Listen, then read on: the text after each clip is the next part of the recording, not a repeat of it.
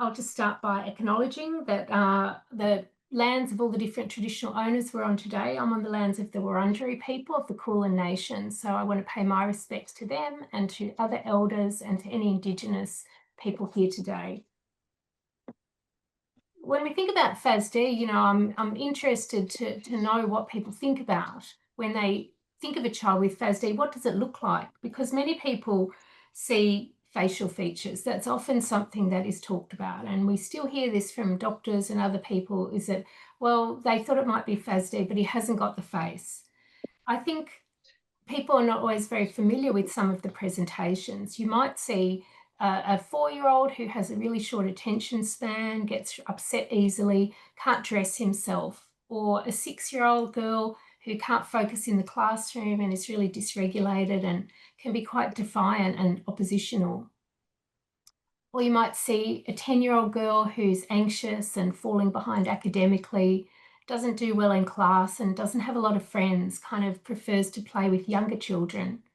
Or you might see a 14-year-old who's disengaged from school and getting into trouble. FASD is largely a hidden disability. Many children with these presentations haven't been diagnosed, and so we're not quite sure what we're looking at. So what is FASD? FASD is what we call a neurodevelopmental disorder. So it affects the way we develop cognitively and behaviourally, and it can affect both the brain and the body. Some of the features of FASD can include physical features like those facial features or other physical abnormalities, but predominantly it's developmental delays and learning difficulties and behaviour challenges that really often relate to self-regulation. This is the key concept that we're going to be talking about today. The developmental delays might be in learning, cognition, IQ, they might be in language, speech, they might be in social skills, they might be in motor skills, fine motor, gross motor, coordination. The learning difficulties we see can be sometimes a cognitive impairment, but often it's not. Often these kids don't have an intellectual disability, but they might have a lot of difficulty with reading, maths, and abstract concepts, difficulty understanding and remembering routines, and a real difficulty connecting actions and consequences and learning from behaviour. Some of the behavioural characteristics that we see are impulsivity, inattentiveness, so kind of a typical ADHD presentation in many ways, but real difficulty regulating emotions and behaviour and controlling strong feelings like frustration and anger.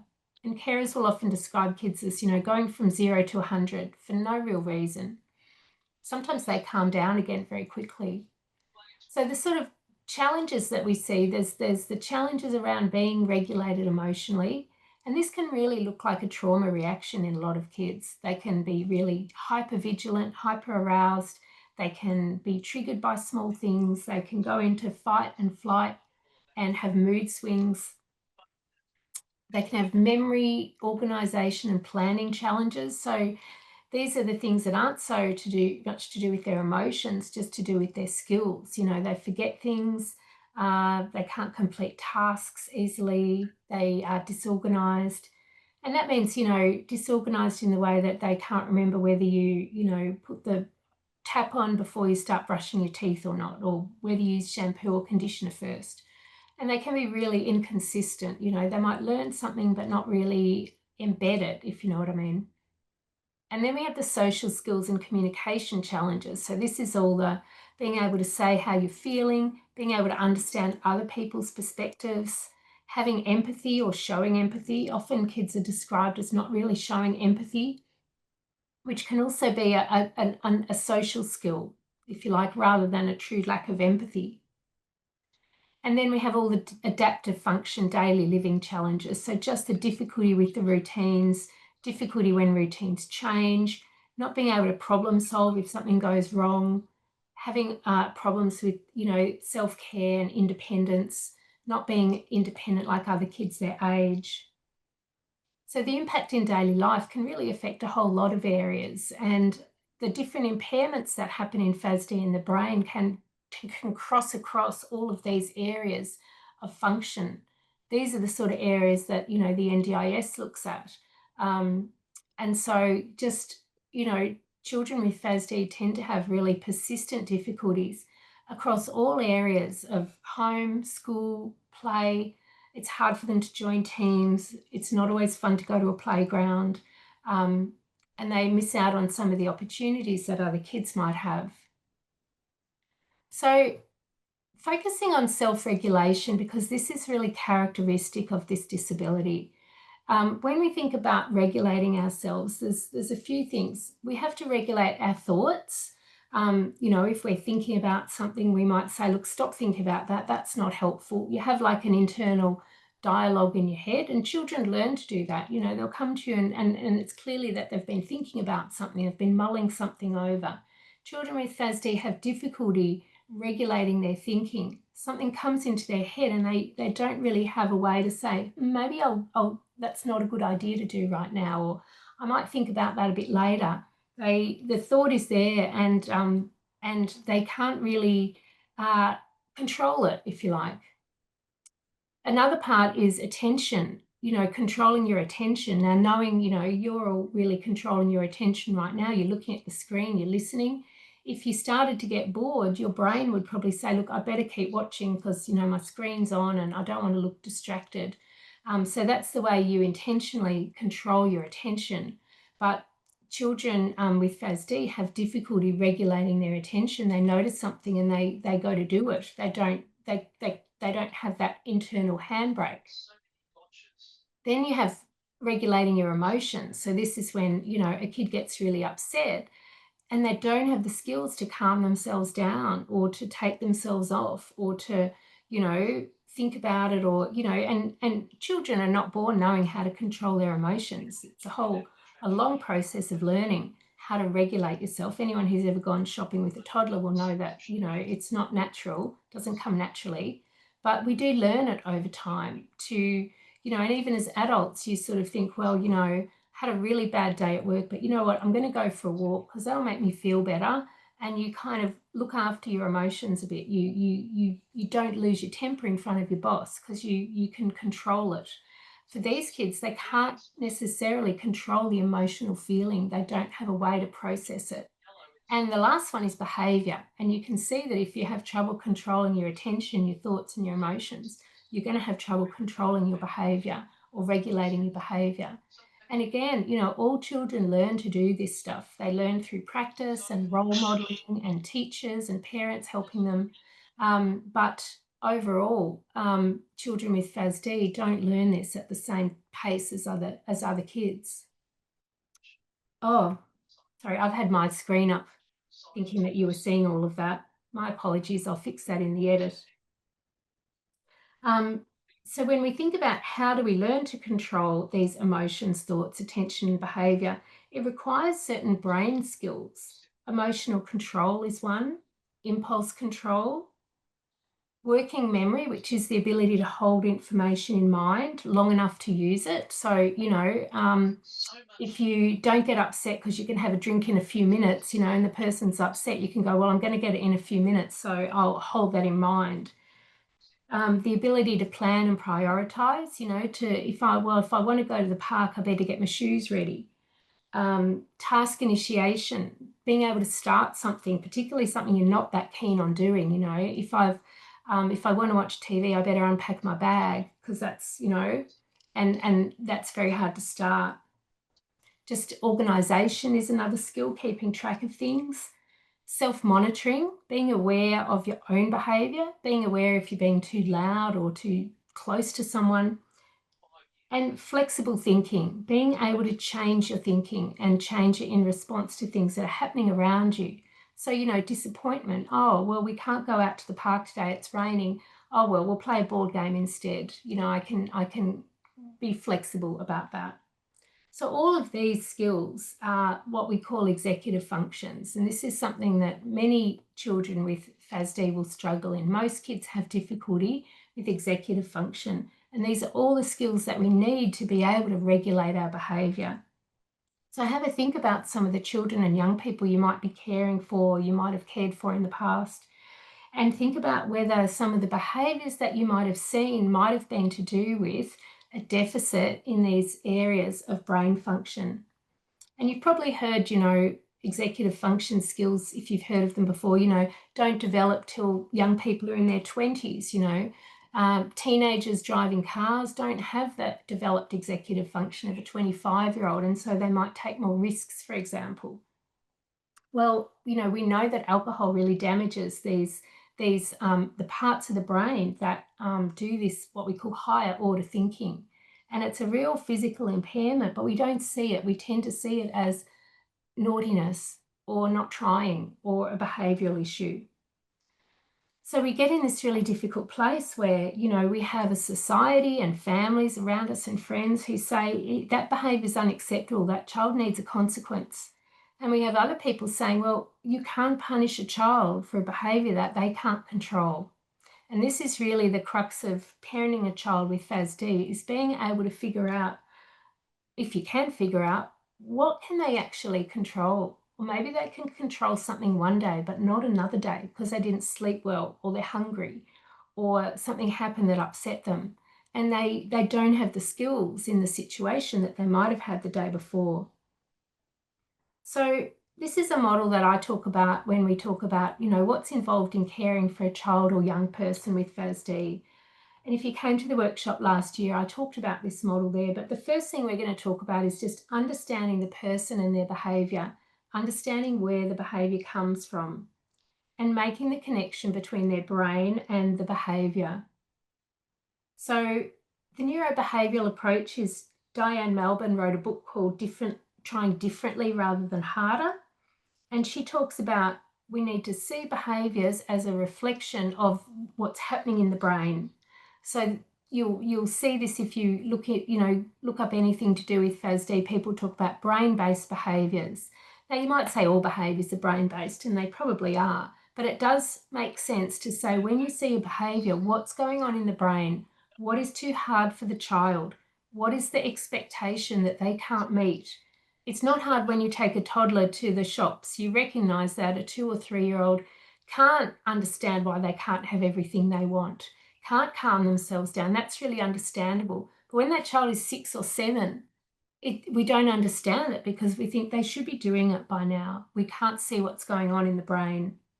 So think about, what do we know about children's brains? What do we know from assessments that they might have had, from feedback their teachers might give you, or from what you notice yourself about the things that their brain just can't consistently do?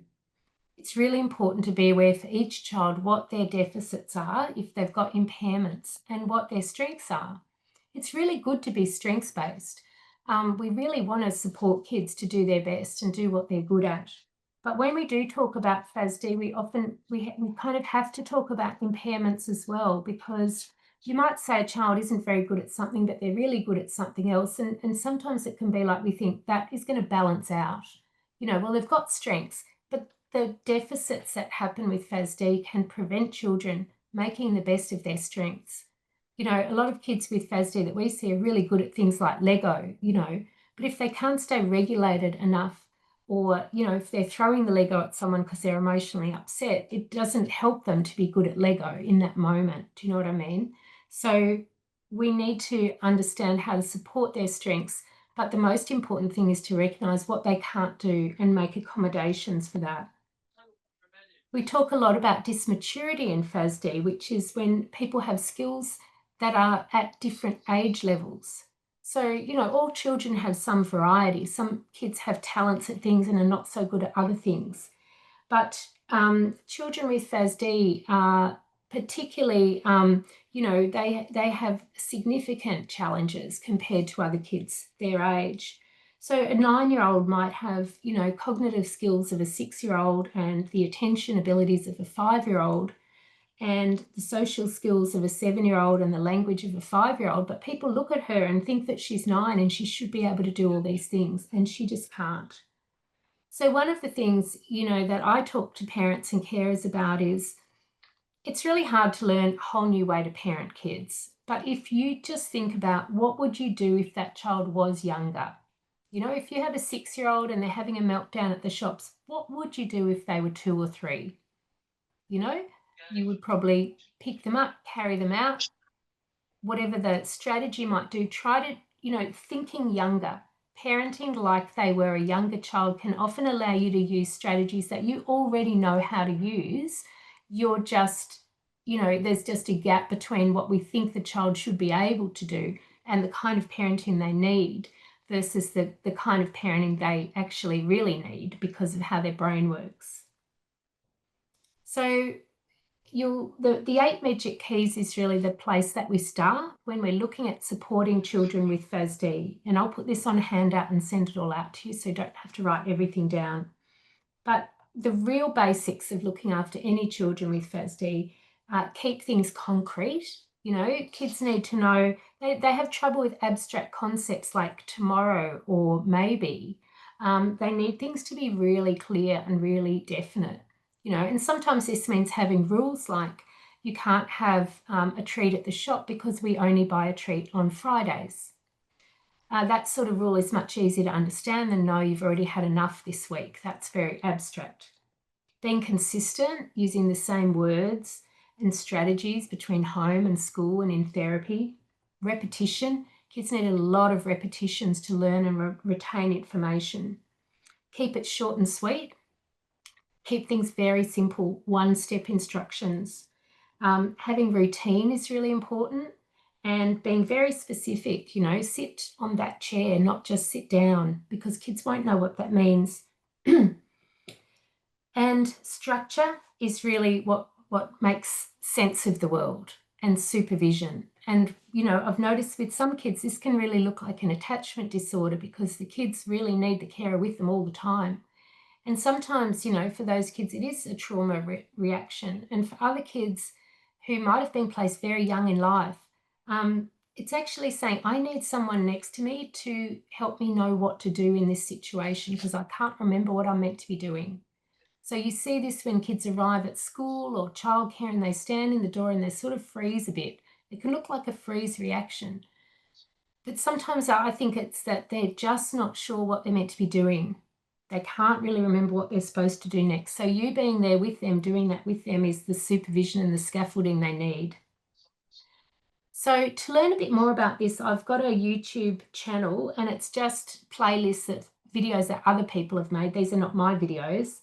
So I've got a playlist here that you can look up and it's called Understanding Behaviour. I'll put this in the handout as well. And I'd really encourage you to go and have a look at some of these videos of different professionals and families talking about how they understand kids' behaviour with FASD. That's our 20 minutes up. We've got a little evaluation, but I might stop sharing and share that again just before we finish up. That's where we were. And I can put the link in the chat as well. Fabulous. So people Thanks. prefer that. Yeah, awesome.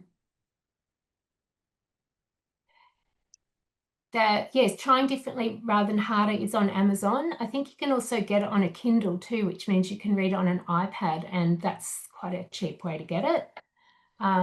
It's a good book. It's quite old, but it's really relatable. And what I was going to do instead of sending out the actual slides is to sort of put it into a handout, but I'd be happy to hear if people would like all the slides or just a handout.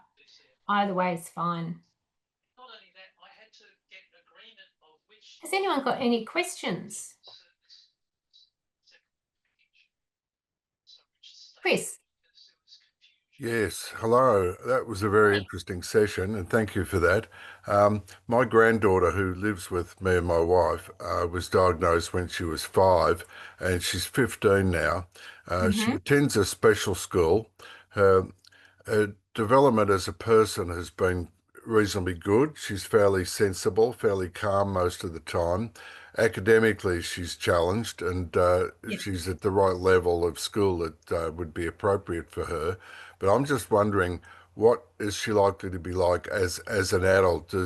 Does some of the things that hold them back when they're at school age, does that gradually disappear over time when they reach adulthood? Yeah, look, I think it really depends on the person. Everyone is so different. I think the things that really help people going forward are, involvement of people like yourself to help them plan for their future, which might mean, some people need to be in supported housing. Other people can live independently or with friends, but they might have some NDIS supports in place.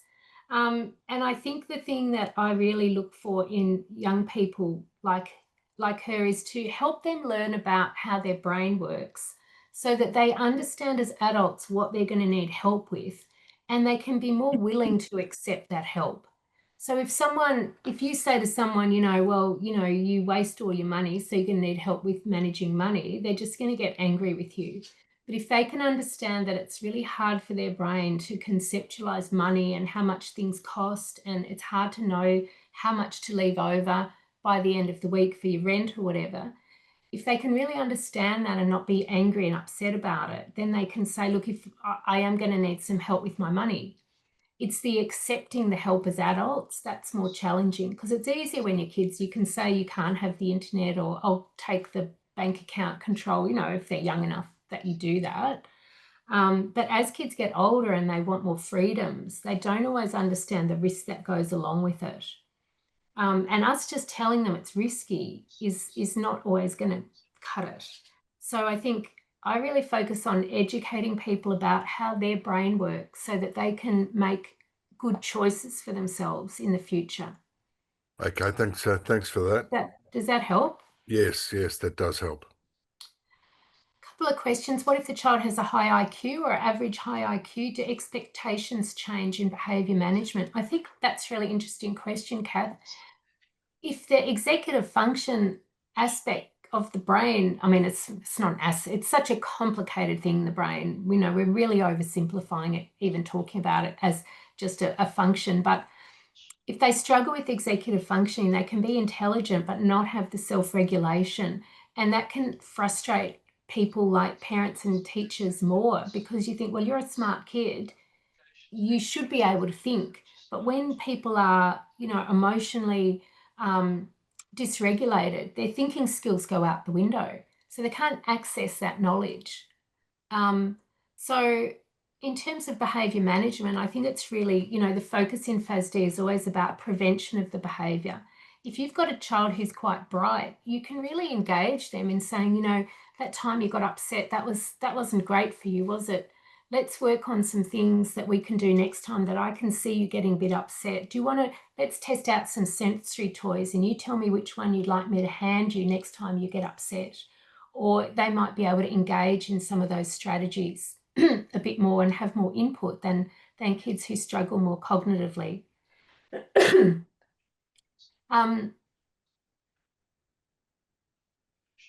Sorry, Kat says, we do have those conversations. Feels like a lot of manipulation, wanting to punish the person. Look, I think you often hear carers who feel children are acting in a way that's manipulative. And I think manipulative is just trying to get what you want, which is kind of what everyone does. We just learn socially what's acceptable or not, and how much we should be thinking about ourselves versus other people.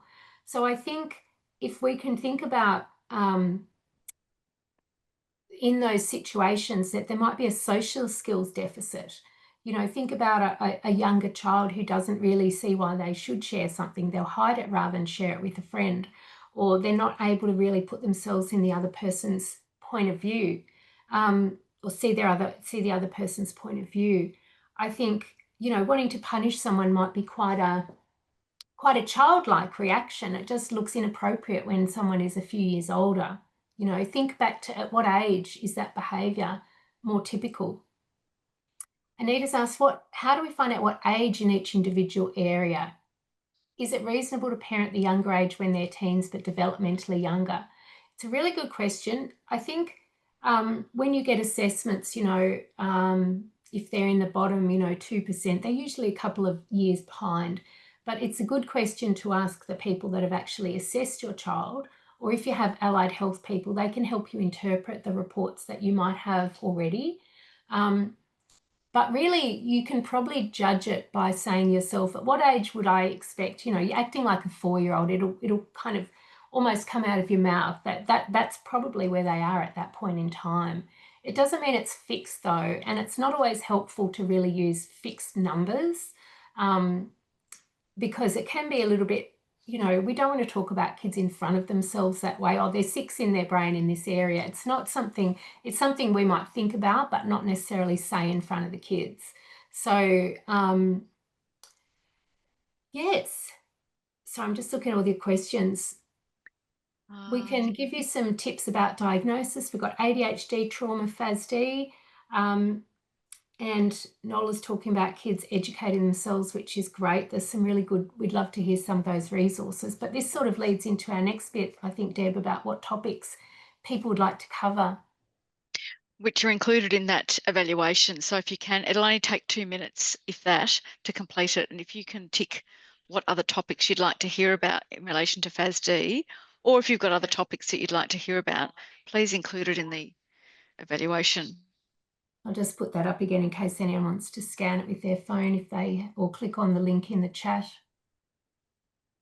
I'll just put it in again. That'd be great. Thanks, Deb. So today's been a very short session, but we're hoping that by doing this and putting the recordings on the PCAF website, you'll be able to just sort of watch a 20-minute video on a topic and come back to it without having to sit through, a 2-hour webinar and say, now, where was the bit that I found really interesting?